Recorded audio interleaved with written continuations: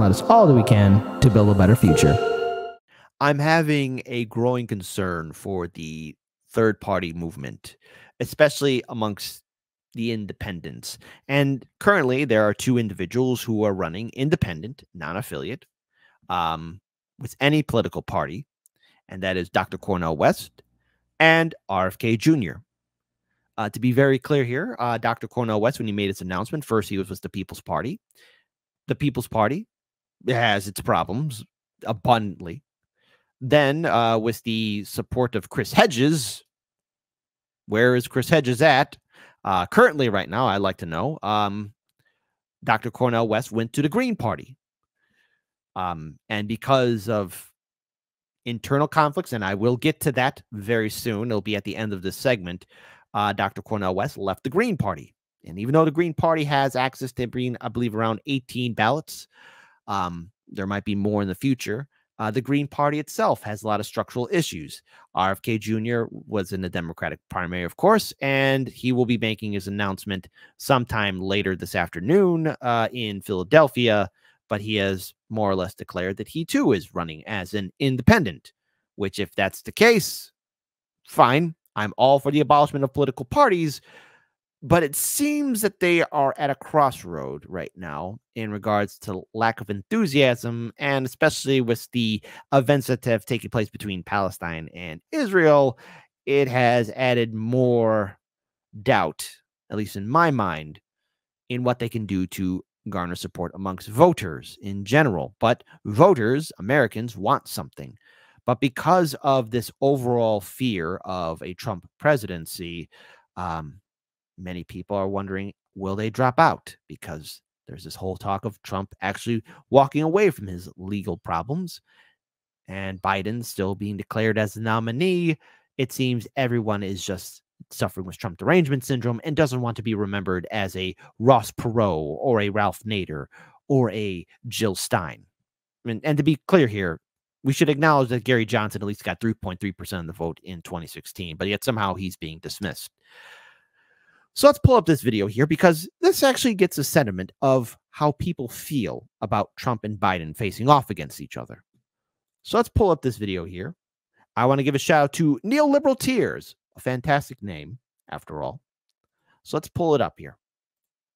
It's only 33 seconds, but it's 33 seconds that we can all agree with overall in regards to how we're looking at this election playing out and how, oh my goodness, it's Trump versus Biden again.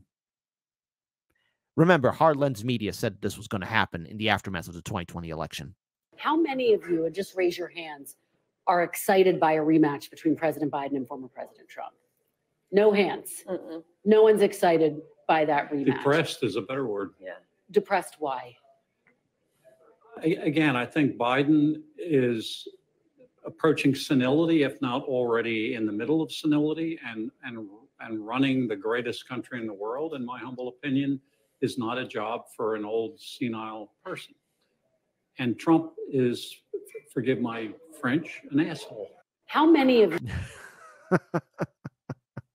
So I want to pull up this video here of, and again, huge shout out to Case Study QB, discussing why Americans don't vote for a third-party candidate.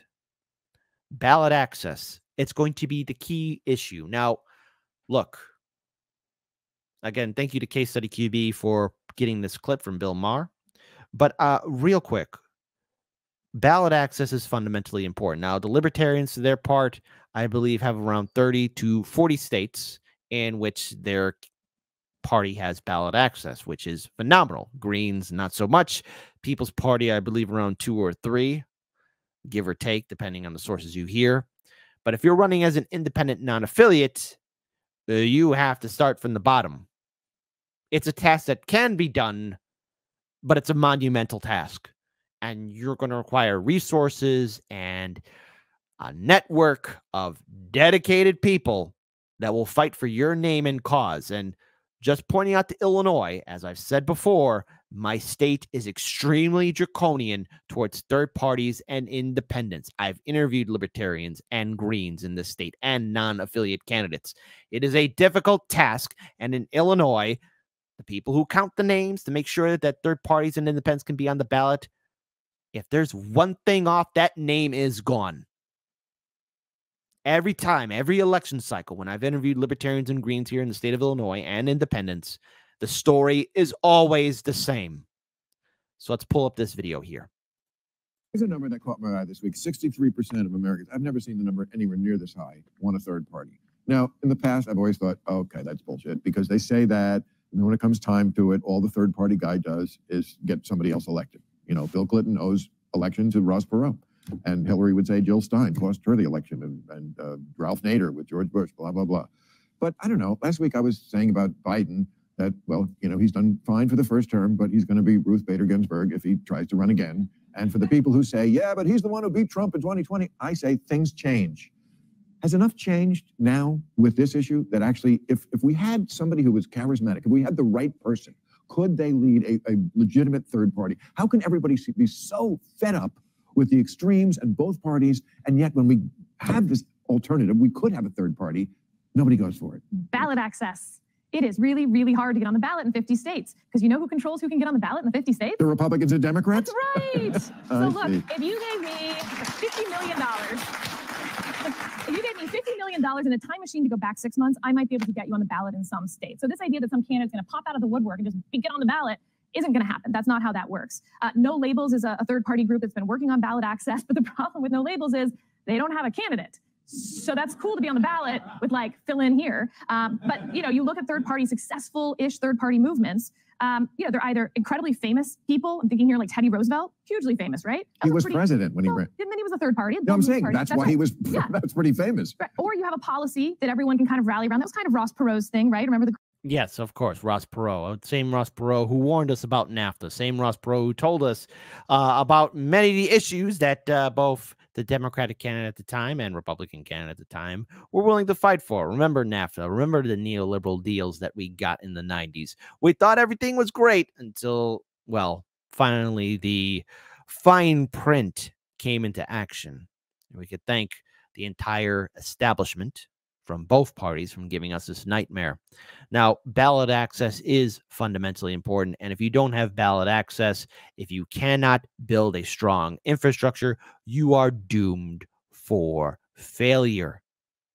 And that's a problem when you run as an independent non-affiliate too. There's so much that you'll have to deal with. I'm not saying that it can't be done. And you do need a name. And to be fair, Dr. Cornel West, and yes, even RFK Jr. have names. But there's been this overall theme amongst both candidates that I've been witnessing and that I've also been seeing shared on social media.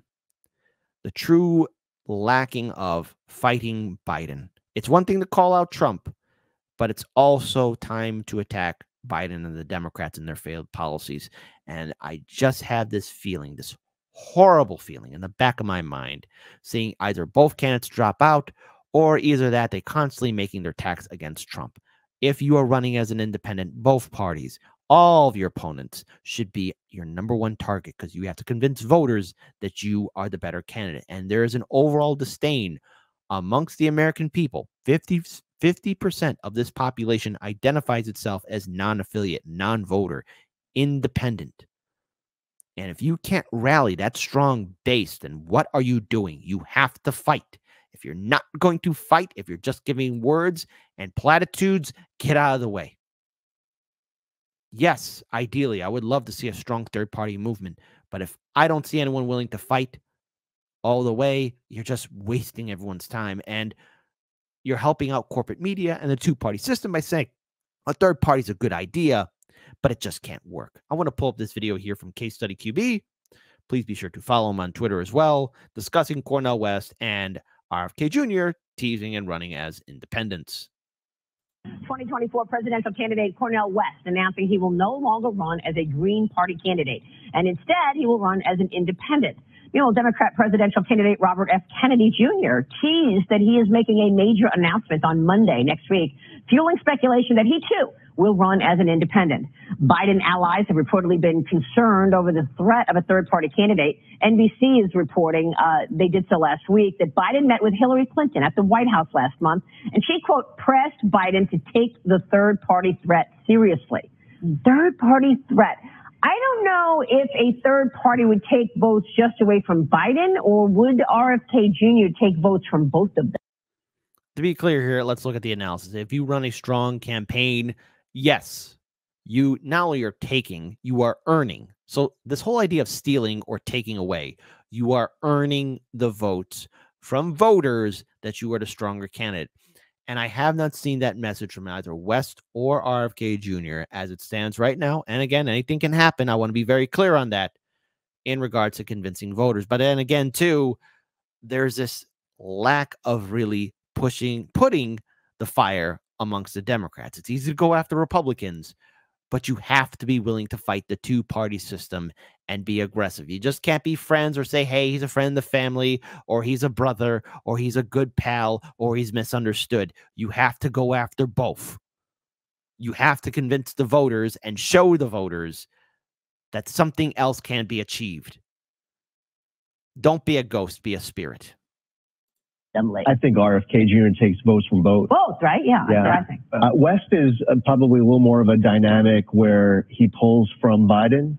RFK, though, is still, that stands for a Kennedy. That's Robert F. Kennedy Jr. And even though he's been putting out this populist message that would appeal to disenfranchised Democrats and people who might otherwise potentially vote for President Trump, he's still a Kennedy.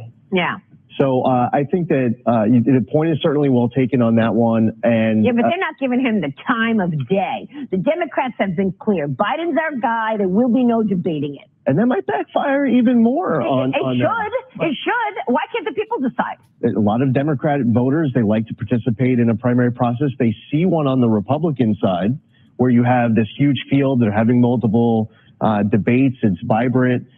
There are Democratic Party voters. And by the way, in New Hampshire, in Iowa, they felt like they were getting shortchanged as the Democratic Party was trying to move the calendar. I'm seeing somebody in the live stream chat, Salty Digital Dive, you're asking, can independent candidates work together to gain ballot access for both candidates?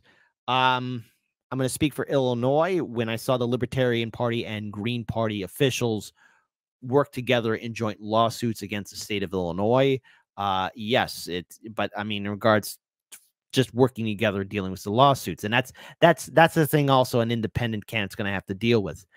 Either starting up a lawsuit or potentially join in with an ongoing lawsuit, because the Greens and Libertarians in my state, and I'm only going to reference my state because we've talked about this on Hard Lens Media, and if you've been following our show from the beginning, we've interviewed Libertarians and Greens who had to fight legally just to maintain ballot access and to ensure that their political candidates and the offices that they are running are on the ballot for voters to vote for. So independents and third parties can work together. It just depends on the legal case. I know, again, in just referencing my state, I don't know how it is for other states and whether that can be done, but in my state, I've witnessed firsthand the Green Party officials and Libertarian officials for the state of Illinois work together to fight the state system, the courts, in order to ensure that their candidates get on. I don't know if the individual candidates can do it, but the parties can. So that's up in the air. But again, perhaps if you're a non-affiliate, obviously said candidate and representatives could work with other said candidates and representatives to fight to secure ballot accessibility. But in my state, there's been numerous roadblocks, and just to even get your name on the ballot, ideally, the Illinois Green Party and Illinois Libertarian Party had to have gotten in the past either 30,000 to 50,000 ballot signatures just to secure that their voters and potential new voters can support their candidates. I hope that answers your question. And if you want to look more into it, check it out. We have a lot of archived videos of our interviews with Libertarians and Greens going back from 2017. Around. There's a lot of people who are upset. RFK Jr. and Marianne Williamson were given platforms in the state Senate in New Hampshire. You could tell that they are not happy with the way the Democratic establishment is playing. Marianne Williamson actually just spoke out about this. She was just on Fox yesterday. Yeah, she's very frustrated because she feels like there should be more of an open debate about this position. I mean, let's be honest here. If you look at all the polling against Joe Biden, it is all about there's concerns about his age among Democrats. I'm not talking about Republicans. Democrats say worry about his age. His job performance numbers have been going down and down 5 points, 10 points. And we are still, it's not even November of 23, and we're talking November of 24, guys. Yeah. There's a lot of concern here. RFK Jr., I wanted to answer that question as well. I do believe that he would pull votes from both President Trump and from President Biden. But still, and I go back to that ABC News poll, Maria, President Biden, former President Trump, several points ahead of current President Biden. They've got to be so nervous about RFK Jr. 52 to 42. Trump is far and away the leader in the GOP. But you know what? This is the Democrats' MO. They did it in 2015 and 2016 as well. Remember when Congresswoman, what's her name? She was the head of the Democrat convention. Anyway, Debbie Wasserman Schultz. Correct, Debbie Wasserman Schultz. Her emails were hacked.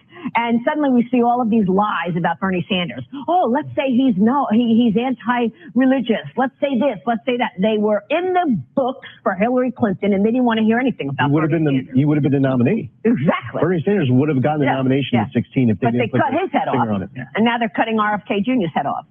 Well, speaking of RFK Jr. and where he is at, now I want to just address the Libertarian Party here for a second.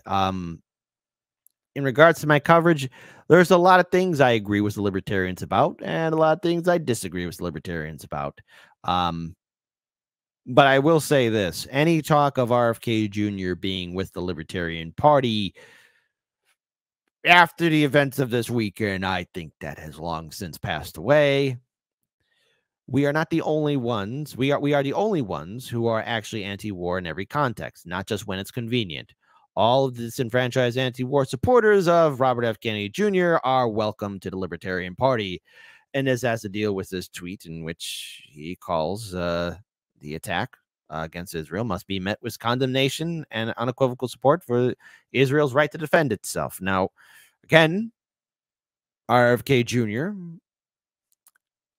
I was in full support of you to debate Professor Ho Tez with, of course, Joe Rogan being a moderator or however else.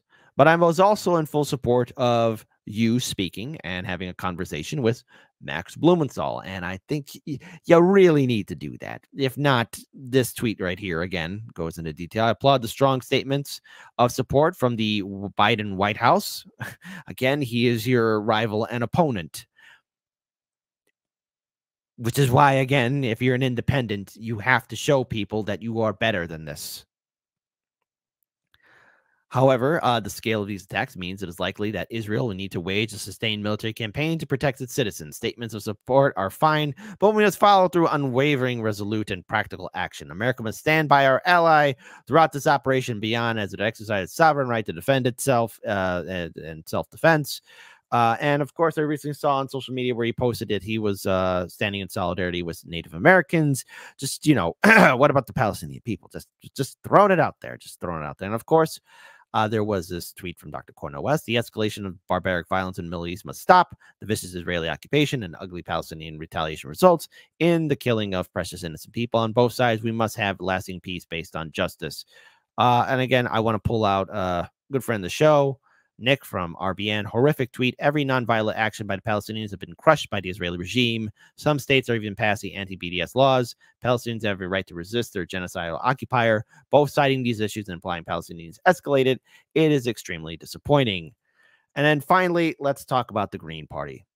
Let's talk about the Green Party. Now, this is a fantastic article here, and I will be adding in my own 2 cents because while I did not see anything of this magnitude, I can at least account what I saw firsthand here in the state of Illinois and the state of Indiana in regards to the Green Party. So shout out to Courtney L. Conover. This is an article about the Green Party, extortion, false claims. I won't be able to fully take this article apart piece by piece, but in order for there to be clarity, I want to post this link in the live stream chat and ensure that all of you have accessibility to it as well. Let's just go ahead and put that in there one more time. So if you haven't gotten it already, please click on that link, share it immediately. Share it immediately, and please be sure to subscribe. But now let's talk about it. Let's talk about this indeed. All right. So this is an article from Cornel Conover, National Green Party Steering Committee, the policy decision-making and planning sector of the National Green Party and Ballot Access Committee co-chair, Tony Nedge, is a criminal. Now, I also brought up another Green Party candidate that was brought to my attention by Courtney, especially somebody who was indicating that the reason why Dr. Cornel West was because he wanted, I guess he made a statement about transgender people doing their own sports and not being in women's sports. Reasonable statement. But I guess it was the bridge too far for the Greens. And the Greens have a history of being hypocrites and extremely lazy, at least from what I saw here in Illinois and in Indiana. But that's just me being clear here. Again, hard to believe that a man who has spent 8 years complaining about everyone else being an infiltrator, an outsider, or a problem for the party is actually one of the biggest causes. Before I even joined officially, I was warned by no fewer than 3 Green Party members that he was impossible to work with. I have also seen this not only in the Greens, but in other activist groups from 2017 through 2019. My colleague Daniel and I would comment about it in private before we would ever go live on air and wonder just what are all these groups doing. That's a story for another day. That he could not handle the simplest and kindest of constructive criticism. I've seen that before. That I would have to support his every idea at all times or do whatever I can to make him believe he came up with an idea in order to get anything done. I found out quickly that he is the absolute king of obstruction. His job as co-chair, according to the bylaws themselves, is to expand the party by bringing in new members and joining with other local groups to strengthen the party. He does the opposite. He says everyone is toxic and problematic. I have seen this before, especially when I would bring up to the activist groups, hey, why don't we all just work together?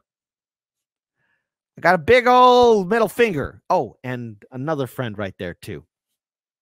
You think I'm joking, but I'm not. Which is why I've been very harsh towards a lot of activists. But now I guess I gotta be harsh towards third parties. And this hurts a little because I've been its biggest supporter. There are infiltrators everywhere. Woogie boogie boogie. They have to rely on only a small trusted group, and no outsiders are allowed. They could harm the party if it were to expand. The other co-chair and he got in many arguments when she was doing her job and attempting to connect with local workers and anti-war groups. Precisely and exactly. He was vehemently against making any such affiliations. He referred to them as unknown, therefore untrustworthy, and refused to participate in any effort to collaborate. Every meeting I was involved in within the voting council was the same. Someone would have an idea to get the party out in the public to gain more supporters, and Tony would spend 20 minutes of the meeting then dismantling every argument, saying how bad it would be to do that. I've seen this play out at the state level. I'll get to what I saw firsthand. Again, it enrages me just how stupid people can be. The only productive meetings we had were when Tony wasn't there, and that was only twice. Oh, God. I'm so sorry you had to go through that. We got through the entire agenda on time. We scheduled a community event, and we designated roles for it. That was unheard of with Tony at the helm. Despite all this, he continues to be a major factor in the National Party. The Green Party dealt with a mass exodus of members 6 months ago, high-ranking voting members, to a point where they were down to 3 steering committee co-chairs out of 8, no secretary, no treasurer. People were leaving left and right, all listing the same reasons in their resignation posts on the National Party boards, that the party was useless, ineffective, and nothing short of a toxic environment. No one wanted to work. No one wanted to do anything but bully each other, impede any progress, and ensure the failure of the party. They had enough and quit. They have repeated these with internal people who were already heavily involved, so changing absolutely nothing. So there's a lot more in this article. All right. And again, I'm going to click a full copy link to this because the article goes into detail about blackmail, extortion, self-sabotage, party infighting, madness and insanity, hypocrisy through and through. And overall, this article explains in detail why the Greens, in the aftermath of the 2016 election, never stepped up to the plate on being an effective party, that never stepped up to the plate of actually being something that progressives would want. And I want to give a huge shout out again to the author of this, Courtney Conover. So please be sure to follow her Substack immediately if you haven't done so already. But I am I'm going to relay what I saw firsthand in my state when it comes down to third parties. Now, to be fair, while I may not agree with the Libertarians, at least they fight to get on the ballot and have shown more enthusiasm and hunger on actually trying to get their candidates in office. That's what I could say. My criticism is I agree with them half the time. I disagree with them the other time. But that's life in general. That's a nothing burger. When it comes down to Greens, I saw firsthand the Greens start off in many large event areas. And as we covered them here with Hard Lens Media, I saw the members dwindle down. The event spaces getting smaller. Familiar faces disappearing. The committee board getting smaller and smaller to point where it was pointless for Daniel and I to even go out there and even cover it because it was just that, pointless. Groups disappearing after the 2020 election because, hey, we beat the Orange Boogeyman. I'm really disappointed overall. And after reading that article and looking back at many private conversations that I had with former Green Party members and independents, it's quite clear that there has to be a new party, especially if you're a progressive and in the left, but you're not going to get it from the Greens, unfortunately. And as for the independent non-affiliate candidates, yes, your campaign can be done if you have name recognition. That's something that Dr. Cornel, West, and RFK Jr. have. My concern is, will they be willing to thrust the spear and sword into the two-party system equally? Or will there be the overall fear of Trump derangement syndrome getting the better of them? 50% of Americans identify themselves as independents, and there needs to be a leader to step up. But again, if you're also going to be, well, sitting on the sidelines or making out some very interesting tweets, and it's not productive to building a strong base, especially amongst the anti-war community that is very diverse, you're not going to gain ground. And if you're not prepared for the legal battles that are up ahead, it might be some time before we see a third-party candidate. I hate saying these words, but I have to be honest and sincere. I am concerned that there may not be people who have the fire and passion to go all the way.